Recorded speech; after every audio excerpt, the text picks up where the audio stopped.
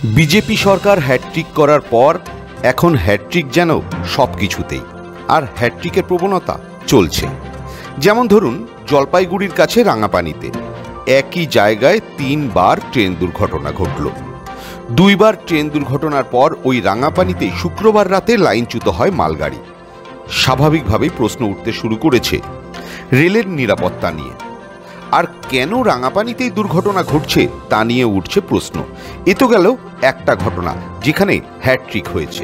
এবার আসা যাক বিহারে। অবিশ্বাস্য লাগলেও সত্যি, বিহারের একটি ব্রিজ এই নিয়ে পর 3 বার ভেঙে পড়ল, এবং সেটা নীতিশ কুমারের জামানায়। ফলে ব্রিজের গুণগত মান নিয়ে উঠছে প্রশ্ন, সরকারের সদিচ্ছা নিয়ে উঠছে প্রশ্ন, আর যে কনস্ট্রাকশন কোম্পানি এই ব্রিজ তৈরি করেছে তাদের কারিগরি দক্ষতা নিয়েও উঠছে প্রশ্ন। সুলতানগঞ্জ ও আগুয়ানি ঘাটের গঙ্গার উপর ব্রিজ নির্মাণের কাজ শুরু হয়েছিল প্রায় 9 বছর আগে। ব্রিজ নির্মাণের উদ্দেশ্য ছিল ভাগলপুর জেলার সঙ্গে খাগাড়িয়া জেলার মধ্যে সংযোগে স্থাপন। সুলতানগঞ্জ থেকে খাগাড়িয়া যেতে প্রায় 3.5 ঘন্টা সময় লাগত। এই ব্রিজটি তৈরি হলে সেই সময় প্রায় 5 ভাগের 1 ভাগ সময় নেমে আসত।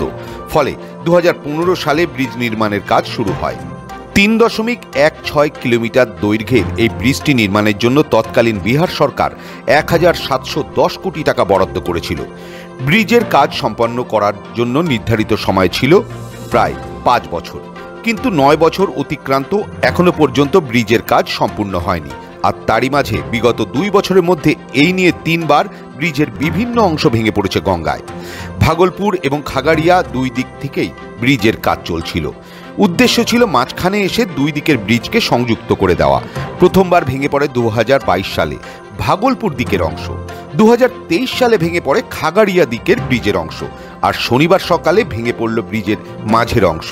এদিন কি হয়েছিল শুনে নেওয়া যাক প্রত্যক্ষদর্শীদের মুখে। हम यहाँ का पंडा जी हैं, स्थानीय पंडा जी, और हम संकल्प करा रहे थे, पूजा करा रहे थे, तो उसी समय पुल की आवाज़ सुनाई दी। पुल गिरते हुए झजरा के पुल नीचे एकदम गंगा में समा गया, और टोटल पाया गिर गया। कि सरकार से मेरा यही विनती है, बार बार विनती है कि इसका जांच करवाया जाए। जब तक जांच नहीं होगी, कंप्लीट जांच नहीं होगी, तब तक हम लोग पसंद नहीं करेंगे।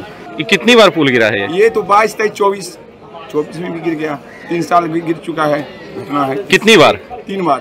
हम देखे कि पहला बार एक धमाका हुआ था बहुत पहले, 2 साल पहले का, फिर तीसरा बार हुआ, ये दूसरा बार हुआ, ये तीसरा में देखे हम लोग यहाँ पे ड्यूटी कर रहे हैं, तैनात रहते हैं नियंत्रण कक्ष से, इसीलिए हम लोग यात्री देख रहे थे। यात्री को देखने की वजह से आवाज़ हुई, बहुत ज़्यादा से आवाज़ हुआ। जो पीछे घूरते हैं देखता है एक पुल गिर गया। तो इसके लिए तो सही बात नहीं है। 1 बार धोखा हो सकता है, 2 बार धोखा हो सकता है, लेकिन अगली बार तो धोखा नहीं हो सकता। इसलिए उसमें सही पुल नहीं बनाया गया है। उसमें फैक्ट किया है कि अगर अच्छी से सीमेंट वालू अगर अच्छा से केमिकल डालता तो ये चीज़ नहीं घटना घटता। ऐसी पुल तो मुंगेर भी है, ऐसी पुल तो बरारी भी है, लेकिन ऐसा सोचना नहीं कभी मिला है कि ये पुल गिरे। लेकिन यहाँ ऐसा गर्व की बात है कि यहाँ पे पुल ही गिर जाता है, बार पुल गिरता है। चढ़ने की हम सोचते हैं तो डर लगता है, चढ़ने की तो बात ही दूर है, लेकिन हम सोचते हैं कि वहाँ चढ़ेंगे कैसे। कितना सारा आदमी है जो लोग आन जान करते हैं। पुल किस लिए बनाया गया? आदमी जाने आने के लिए, हर चीज़ यहाँ इस पार से उस पार होने के लिए दिक्कत होता है। नाव जहाज से टपता था, उसके बाद अभी ये क्या कि पुल के लिए से जाना आना के गाड़ी मोटर के लिए, तो बिना गाड़ी मोटर के ही भी ऐसा होता है, नहीं आदमी चढ़ा नहीं कुछ, फिर भी पुल गिर रहा है बराबर। कंपनी पे कार्रवाई होना चाहिए। ये नीतीश बाबू से हम मांग करते हैं कि आप लोग जिस पे ये काम सौंपे गए हैं उस पे कार्रवाई कीजिए आप अच्छी तरह से। প্রত্যক্ষদর্শীদের মতে ব্রিজ ভেঙে পড়া নিয়ে সরকারি পর্যায়ে সঠিক তদন্ত হওয়া জরুরি। এর আগেও 2 বার ব্রিজ ভেঙে পড়ার পর বিভিন্ন মহল থেকে অভিযোগ উঠেছিল খুবই নিম্নমানের সামগ্রী দিয়ে এই ব্রিজ তৈরি করা হচ্ছে। অনেকাংশে নদীর বালিকেই ব্যবহার করা হয়েছে ঢালাইয়ের সময়, ফলে ঢালাই মজবুত হচ্ছে না এবং প্রযুক্তিগত সমস্যাও রয়েছে, সেই অভিযোগও উঠেছিল। নেতাদের কাটমানি খাওয়া, পাশাপাশি অধিক মাত্রায় মুনাফা লাভের জন্য নিম্নমানের সামগ্রী ব্যবহারের অভিযোগ তুলেছিল বিভিন্ন রাজনৈতিক দল। তারপরেও সেই ব্রিজ আছে তিমিরেই। গঙ্গার উপর দিয়ে ব্রিজ হওয়ার পরিবর্তে বারবার ব্রিজ গঙ্গায় মিশে যাওয়ায় ক্ষুব্ধ ভাগলপুর ও খাগাড়িয়ার সাধারণ মানুষ। এখন দেখার এর পরেও ব্রিজ ভেঙে পড়ে কিনা, আর কত বছর বাদে এই ব্রিজের কাজ সম্পন্ন হয়। এই ব্রিজ ভেঙে পড়া নিয়ে ইতিমধ্যেই রাজনৈতিক মহলে শুরু হয়েছে তোলপাড়। বিরোধীরা কোমর বেঁধে নেমে পড়েছে নীতিন কুমারের সরকারকে নিশানা করার জন্য। ব্যুরো রিপোর্ট, সময় কলকাতা।